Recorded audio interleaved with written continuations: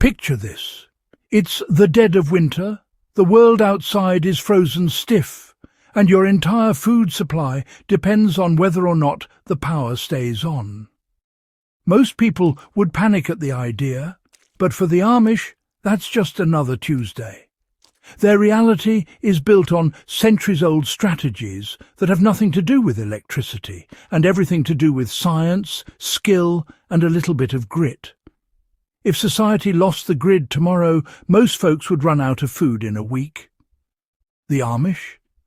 They just head to their cellar, pull out a jar of home-canned beef stew, and keep living like nothing happened. Let's skip the nostalgia and get practical. Here's how the Amish preserve enough food to last an entire year. No freezer, no fridge, no problem. First up is thermal shock and vacuum sealing, the real backbone of Amish pantries. It's not just about slapping some beans in a jar and hoping for the best. Pressure canning is their not-so-secret weapon. For low-acid foods like meats and potatoes, boiling water won't cut it. You need to hit 240 degrees Fahrenheit to wipe out botulism, and only a heavy-duty pressure canner will do the job. When I process venison, for example, I cube it, salt it, and let the pressure canner work its magic. 90 minutes later, I have jars of meat that'll last for years, no freezer burn, no power required. Next, let's talk about root cellars. Imagine turning the earth itself into a giant, natural refrigerator. The Amish dig cellars into hillsides, cleverly using the stable underground temps, between 32 and 40 degrees Fahrenheit, with just the right humidity to keep potatoes, carrots, and onions fresh for months. It's all about proper airflow.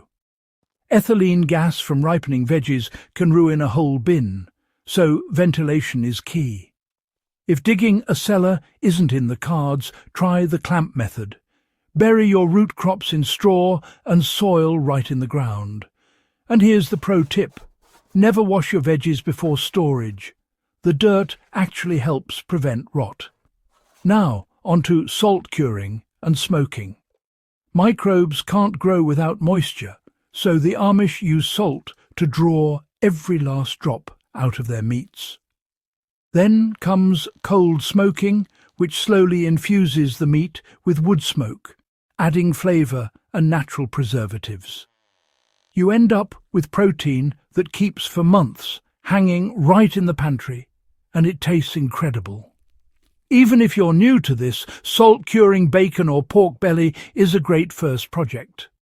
Finally, fermentation, nature's own preservation hack. By packing veggies like cabbage in salt and letting beneficial bacteria take over, the Amish create jars of sauerkraut and pickles packed with vitamins and probiotics. No heat, no electricity, just time and patience. Keep everything submerged beneath the brine, and you'll have nutrient-rich food that lasts all winter. Master these 4 methods: thermal shock, earth cooling, salt curing, and fermentation, and you're not just surviving, you're thriving, no matter what happens to the grid. If you found this breakdown useful, share it with someone who needs a real plan for food security. And don't forget to subscribe to The Farmer's Ledger for more deep dives into the survival wisdom of the past.